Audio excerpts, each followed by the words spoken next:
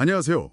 오늘 여러분과 함께 좀 자세히 들여다볼 내용은요. 바로 엔비디아의 새로운 중국 시장 전략입니다. 네, 특히 그 블룸버그랑 로이터 기사를 보면 최신 블랙웰 아키텍처 기반인데 가격은 낮춘 그런 새로운 AI 칩에 대한 얘기가 나오고 있죠. 맞아요. 미국의 수출 통제라는 그런 현실 속에서 이 거대한 중국 시장을 엔비디아가 어떻게든 놓치지 않으려고 하는 좀 복잡한 계산이 보이는 것 같아요. 그렇죠. 과연 이 기술적인 제약하고 또 시장의 요구 사이에서 어떤 답을 찾고 있을까? 이게 핵심 질문이 될 텐데요. 네, 그래서 오늘 저희가 이 소스들을 바탕으로 그 핵심 정보를 한번 같이 파악해 보도록 하겠습니다. 좋습니다. 뭐 가장 먼저 눈에 띄는 건 역시 가격인 것 같아요. 가격이요? 얼마나 다른가요? 로이터 보도를 보면 이 새로운 칩의 예상 가격대가 한 6,500달러에서 8,000달러 사이, 뭐 이 정도로 나오더라고요. 6,500에서 8,000달러? 네. 기존에 중국 시장용으로 나왔던 H20 칩이 보통 10,000달러에서 12,000달러 정도 했거든요. 아, 10,000달러 이상이었죠. 그렇죠. 그거랑 비교하면 뭐 상당히 공격적인 가격이죠. 와, 정말 많이 낮췄네요. 거의 반값 수준인데요. 네, 이게 그 중국 데이터 센터 시장 규모가 한 500억 달러 정도로 추산되는데 이 시장을 미국의 수출 규제 하에서도 어떻게든 좀 경쟁력을 유지하려는 엔비디아의 뭐랄까 절박함 아니면 전략 뭐 이런 게 좀 보이는 거죠. 가격을 그렇게 낮췄다는 건 혹시 성능이나 기술 사양에서 뭔가 좀 타격이 있었다, 이렇게 봐야 할까요? 네, 정확한 지적이세요. 뭐 당연히 그럴 수밖에 없겠죠. 구체적으로 어떤 차이가 있을 걸로 예상되나요? 뭐 기존 H2O나 아니면 진짜 최상위 블랙웰 칩하고 비교했을 때요? 일단 보도 내용을 종합해 보면 이 새 칩에는 고대역 폭 메모리, 그러니까 HBM 대신에 그냥 일반 메모리를 쓸 가능성이 높다고 해요. 아, HBM이 빠진다. 그러면 성능에 좀 영향이 있겠네요. 네, 그렇죠. 특히 이제 대규모 AI 모델 학습 같은 작업에서는 데이터 처리 속도에서 분명히 차이가 날 수 있는 부분이고요. 또 다른 건 없나요? 그리고 또 하나가 그 TSMC의 최첨단 패키징 기술 있잖아요. 코어OS. 네네, 코어OS. 칩 여러 개 쌓는 거요? 맞아요. 그 기술도 적용되지 않을 거라고 합니다. 아, 그것도 빠지고요. 네.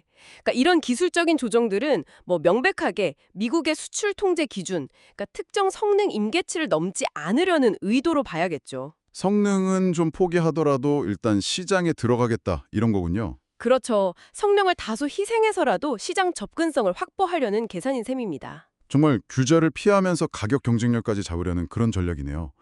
그런데 이 칩 출시 이거 확정된 건가요? 어디서는 뭐 이르면 6월에 양산될 수도 있다 이런 말도 있던데요.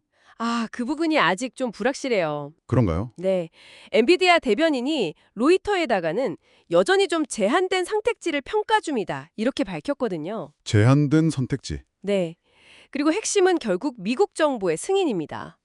새로운 칩 디자인을 다 만들어도 미국 상무부 승인을 못 받으면 중국 데이터 센터 시장 접근이 사실상 막혀 있다. 이게 엔비디아의 공식 입장인 것 같아요. 아, 그럼 아직 정부 승인이 안 난 상태군요. 그렇죠. 그래서 실제 출시 여부나 시기는 전적으로 미국 정부 결정에 달려 있다 이렇게 봐야 합니다. 참고로 TSMC는 이 문제에 대해서는 뭐 코멘트 안 했고요. 결국 기술 개발도 개발이지만 이 규제 당국과의 줄타기가 정말 중요해진 상황이네요. 네, 맞습니다.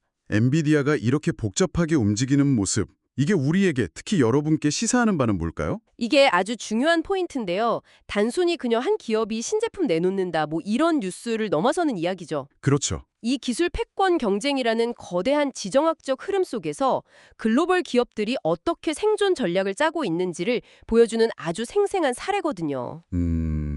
생존 전략? 네, 한쪽에서는 막 최첨단 기술 개발하려고 애쓰면서도 다른 한쪽에서는 이런 정치나 외교적인 변수에 맞춰서 제품 사양까지 조정해야 하는 그런 현실을 보여주는 거죠. 특히 AI 반도체처럼 전략적으로 민감한 분야에서는 더 그렇고요. 기술, 규제, 시장 요구. 이 사이에서 정말 아슬아슬하게 균형을 잡고 있는 거네요. 맞습니다. 오늘 저희가 엔비디아의 중국 시장 맞춤형 AI 칩 전략에 대해서 관련 기사들을 통해 좀 깊이 얘기를 나눠봤는데요. 가격, 기술 사양, 그리고 또 출시까지 넘어야 할 규제 허들까지 쭉 짚어봤습니다. 네.